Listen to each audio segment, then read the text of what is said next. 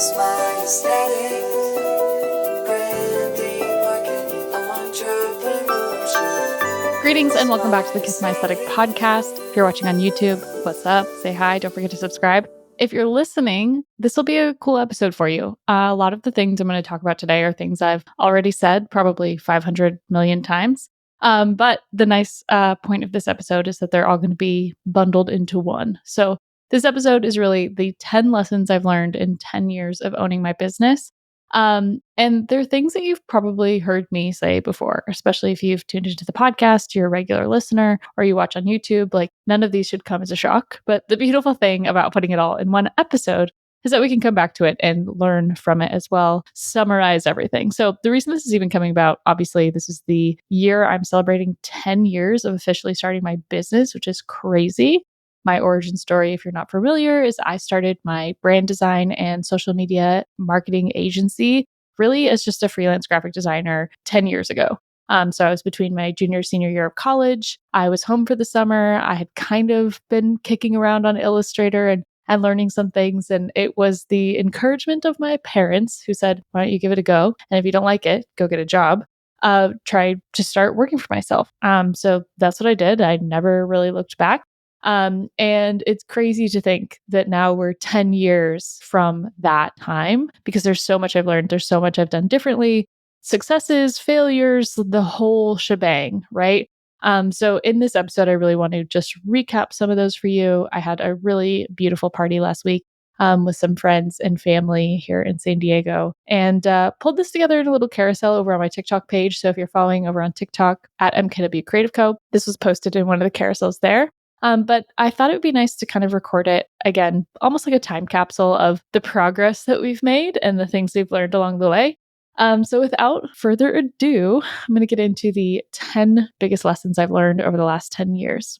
The first lesson, which is hard for me to admit, is that you can have it all, just not all at once. I think growing up, oldest child, millennial, chronically online, it's really easy to get sucked into the idea of wanting it all. Like, you really do want to have all the things in all the areas of your life go as swimmingly, amazingly as they possibly can.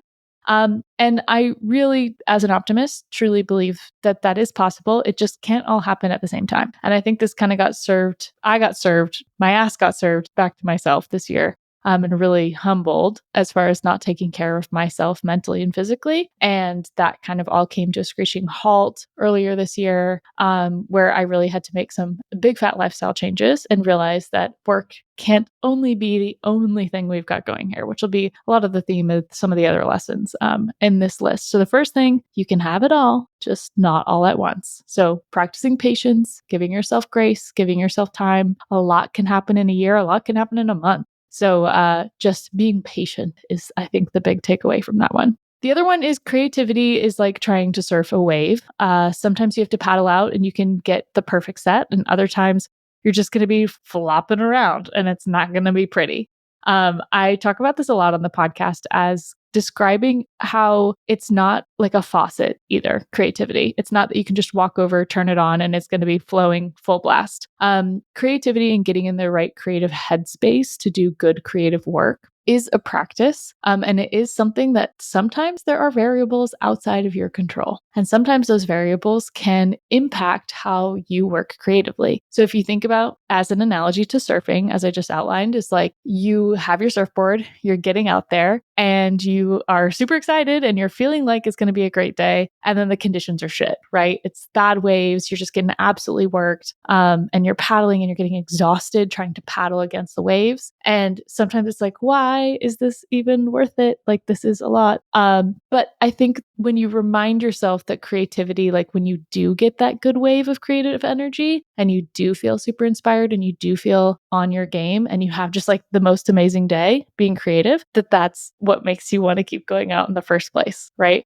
So I talk about this a lot with like logo design and brand design work is I have to make sure I can do as much in my control to plan for good conditions, right? Like make sure your board is ready and make sure you checked the surf report and the weather and you ate a good breakfast so that you're not starving when you're out there, and trying to set up all of the criteria so that I can set myself up to be creative, knowing that that's going to probably lead to a better outcome, but then also giving yourself the patience when things aren't working to try again later, right? If it's not clicking and it's not working, to be able to walk away and say, I'm going to come back at this at another time, I think is something I've had to learn a lot in business, because you're not going to do your best work when you're exhausted or when you're burnout or when you kind of have all the odds stacked against you. So like getting yourself in that kind of headspace, I found really helps. This is the second lesson of my 10 years, 10 lessons. The third big lesson, which is something that's come, I think, a little more naturally to me than most, which is nice, is that community is everything, and building your own corner of the world to connect is always, always, always, always, always going to be worth it. Working for yourself can be very isolating, very isolating. It can be really lonely, but the way to combat that is really build community. I feel so lucky to have like grown up in the era of social media, because I've got to talk to, interview, work with people that are really incredible from all different walks of life. And being able to do that with community has been really helpful.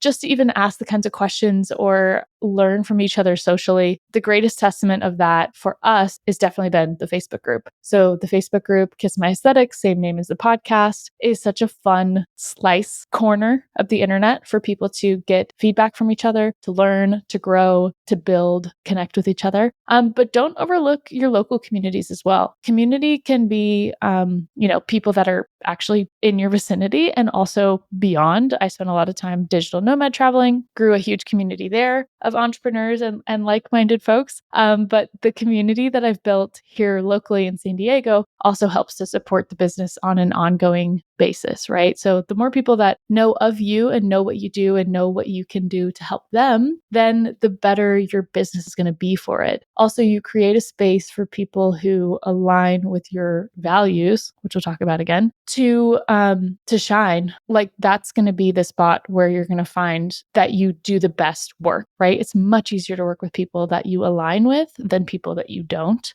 So building community is definitely going to always be a recommendation for anyone starting a business, regardless of how far you are in that journey. The old adage of build it and they will come, that's kind of what we're going for. So that's the third one. Fourth, hire people that help you with the things that you hate so you can stay in your zone of genius. This was something that terrified me. And if you'd asked me 10 years ago if I was going to run a team, I would have said, hell no.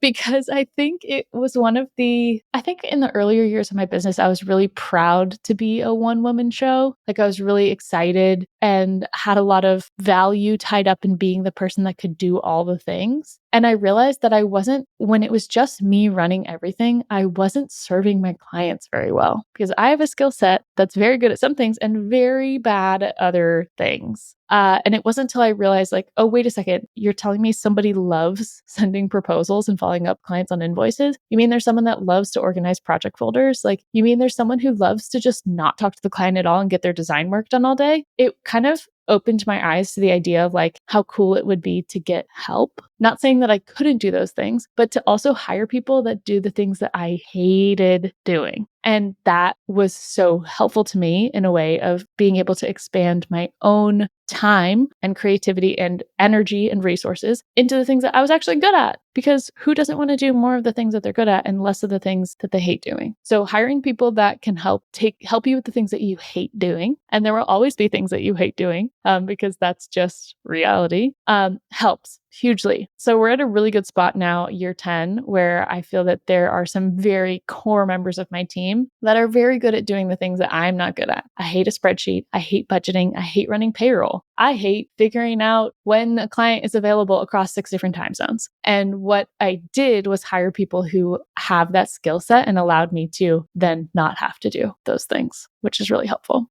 The fifth lesson out of 10 on this list, the halfway point, is we work to live, not live to work. Find the projects, people, and places that help you feel the same. What I mean by that is, at the end of the day, this owning a business for me is not about creating something that's going to last 100 bajillion years, but it's about creating something that feels sustainable. It feels challenging. It feels value additive to my life and not detracting. So when we say we work to live, not live to work, is the work is sustaining the lifestyle that you want and that it doesn't dictate your whole life. And there were definitely chapters of my business in the early years and even within this last year where I was not working to live, but I was living to work. I was waking up and working, and I was hanging out with my friends and still working, and I was on my phone, and I was not at all present. And that does add up if you're a fan of like the body keeps the score. When it's consuming your whole life, you become less of a well-rounded human being, in my opinion.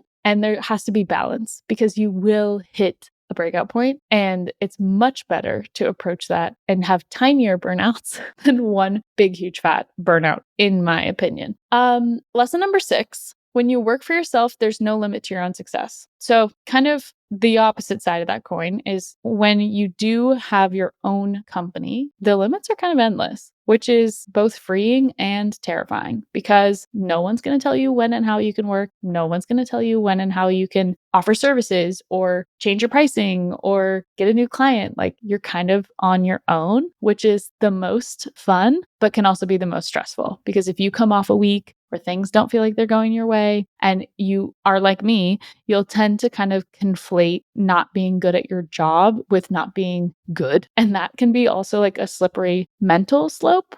So this year I've spent a lot of time and resources and money. I've spent plenty of money on getting help for literally helping divide the job from the person. And I think that's something a lot of entrepreneurs can slip into, right? Is like, so yes, on the one hand, when you work for yourself, there's no limit to your own success. There's no ceiling. You're not going to hit the top of a salary range, for example. But on the flip side, there's a lot that can happen in the crosshairs of being the person that's like solely responsible for making decisions of the business. And that I think can really weigh on people, and you can get swayed really easily by the culture, by social media, by anyone else. It's a lot of pressure to put on yourself. So if you don't have an outlet for that pressure, it's hard sometimes to have a break from feeling like you're bad at your job for like feeling bad about yourself. And luckily I come from a family of entrepreneurs and we have these kinds of conversations all the time. And it's one of those things that I think in the 10 years, I underestimated how much that was going to be a factor for me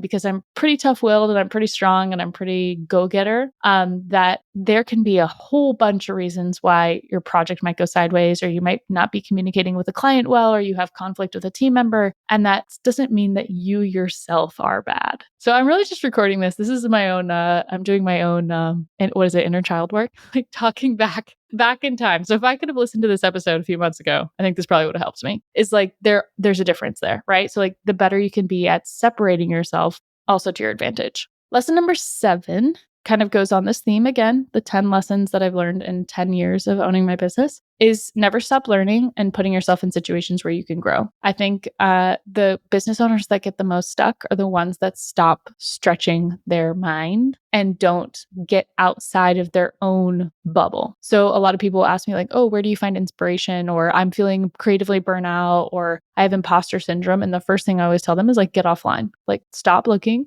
Don't look at what your competitors are doing. Don't look at what somebody else who's in your space is doing, but find ways to learn from people that actually aren't in your direct line of competition, right? Or just learn for the sake of learning, for curiosity. I do this a lot with podcasts, with audiobooks. I try really hard to get myself into different environments, go to new restaurants, new cities, new places, because those are all chances to learn. And when you do something out of your comfort zone, you get a chance to grow.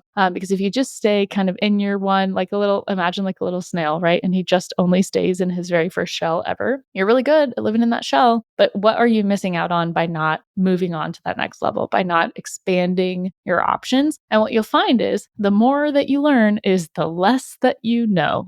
So I think maybe this just might be the difference between being in your 20s and being in your 30s is I feel like I know a hell of a lot less now than I did in my 20s. I think there's also, it's hard when you're a good student, when you go to school and you like going to school and you're used to being in school, to then not be in any kind of forced learning environment. It's really easy to neglect that part. It's really easy to just like not spend time learning. And I think that's a big lesson. It's actually something I'm going to work a lot more on this next year, is getting into more environments where you can learn, because everything that you learn accumulates, builds up into part of your experience, which then can help you be a better boss, a better client. You can be a better service provider to your clients, is the learning part. So seeking out opportunities to learn. The 8th lesson here is imposter syndrome happens to everyone at every level of business, which is not what anyone who struggles with imposter syndrome particularly wants to hear. You think that there's this, you're going to hit this threshold or you'll hit this level where all of a sudden everything is going to click into place and be fixed and be solved once I'm making X amount of dollars, or once I have this person on my team, or once I have this kind of working schedule, then everything is going to be sorted. It doesn't exist, unfortunately. So what we have to remind ourselves is that it happens to everyone at every level. It just might look different, right? So when you're first starting, your imposter syndrome might be, oh my gosh, I'll never be as good a designer as so-and-so, or I'll never have as many cool clients as blah, blah, blah, or I'll never get invited to this speaking opportunity or this podcast or this show or whatever. That there's this idea that somehow there was some predetermined timeline for when or how you could be successful. Doesn't exist. And also, the other thing about the imposter syndrome deal is there's something really beautiful about a plateau. We don't always need to be getting better all the time. Sometimes it's nice to just kind of coast with what you know. Keep learning, definitely. Don't stop the learning part. But to just be in a place where you're like, you know what? I think I like this. I think I like this pace. I think I like this challenge. I think I like where I'm at. Because the reality is there's no achievement that's going to flip the switch in your brain and tell you everything is fine and you never need to feel self-conscious about anything ever again. So that lesson, the imposter syndrome happening to everyone at every level, the number of conversations I have had after recording a podcast episode with any of the guests that you listened to this whole year, where afterwards I'm like, do you also feel like blah, blah, blah, blah? And they're like, oh my God, yeah, you have no idea. You have no idea. So just know that those conversations are happening. Those are happening. And I think as you reach new levels, you get that more candidly. But there's also a big difference between having experiences and then sharing everything about them online, which kind of leads into my next lesson. Surround yourself with people who build you up, hear you out, and cheer you on personally and professionally. So as much as we talk about community and building community as a marketing tactic, or we talk about tapping into creativity or imposter syndrome, there's something really valuable about realizing that the internet is not your diary. And I think that this is something that I've had to learn also the hard way, is that not every conversation needs to be broadcast. Not every project needs to go in the portfolio, and not every grievance or tough time needs to be shared. And I think that's a hard thing to wrap your head around if you were coming from the girl boss era of marketing, where you posted about everything, about your struggles, struggle marketing, struggle core, right? Of my journey. Sometimes your social media can just literally be about your portfolio and the things that you do well. So a lot of the things I struggled with this year, and in the last kind of later years of these 10 years, is just how much to share, just how much to relay to my audience, which the irony now is that I'm recording this as a podcast, but you guys get the idea, is finding those correct outlets for your struggles. So talking to the right person at the right time is huge. Having friends in my life that work in marketing, awesome, because we can blah, blah, blah, blah, blah, blah, blah, blah, blah, talk about our jobs. We speak the same language, blah, blah, blah. It's also really important to have friends in your life that don't know anything about what you do, because then the problem that felt so big in your head to someone who is not in that industry at all is crazy. They can just kind of gloss it over and put it in perspective, right? And they'd be like, wow, that sucks. So yeah, what do you want to eat for dinner? And it kind of just helps you right size what you're going through in such a good way. And I think that that is not to be overlooked, right? But make sure that those people still are, they're going to hear you out, but they're going to cheer you on and they're going to build you up. Is the people that want you to be successful. They want you to be achieving your goals, and they want to hear you out when you're struggling, but they also don't want you to get stuck. And I think that's something we can all do for each other, both personally and professionally, is surrounding ourselves with people that that want to be there for you, but then in turn, you have to be there for them too, right? It goes both ways, whether that's your family, your friend group, your online friends, your virtual friends or not, maybe even your clients. Figuring out who to vent to when and how is one of the better lessons I think I've learned in the last 10 years. Lastly, and not to be ignored at all, is that your morals and your values are always most important. And people won't always remember what you did, but they will remember how you made them feel. So it kind of goes against the whole idea of like being a service provider and like having a company and branding and making people's logos or packaging or whatever,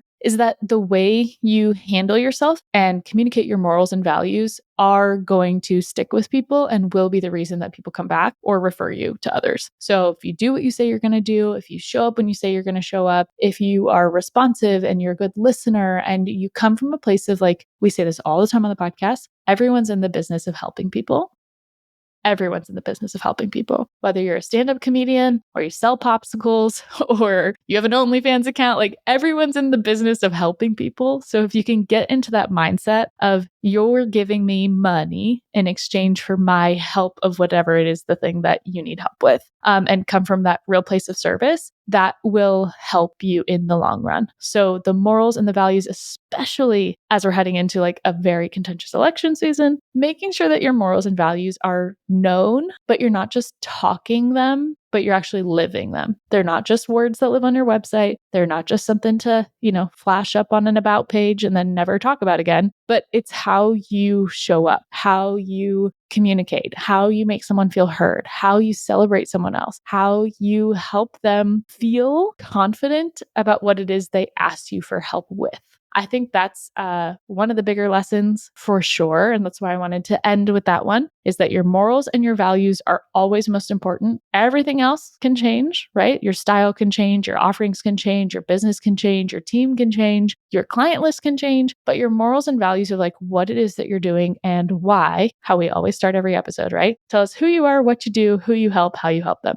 That part, get locked in on that and see that vision crystal clear. And I think that those lessons helped me the most in the last 10 years. And hopefully by the end of this episode, they helped you too. So a little bit of an atypical kind of episode, but that would be it. Those would be the 10 lessons I've learned in the last 10 years, if you can believe it, of running my business. It's been an absolute pleasure to be able to share these with you. And I thank you so much for even taking the time to listen to this episode, especially because it's a little bit different. It's not like necessarily tactical marketing advice, but bigger human entrepreneurship, messy conversations, right? Having the humility to know when you want to improve or change something, giving yourself the grace to try, learning, to try putting yourself out there, to build community, to build that distance between yourself and your business, I think is still something I'm working on, is that I'm not my business is not me, but saying that with pride and not with like disdain, right? Like saying that like, I'm so proud of this thing that lives outside of me. That's a reflection of me. That's a mirror of me, but it's not 100% me. It's not everything that I am. And I think that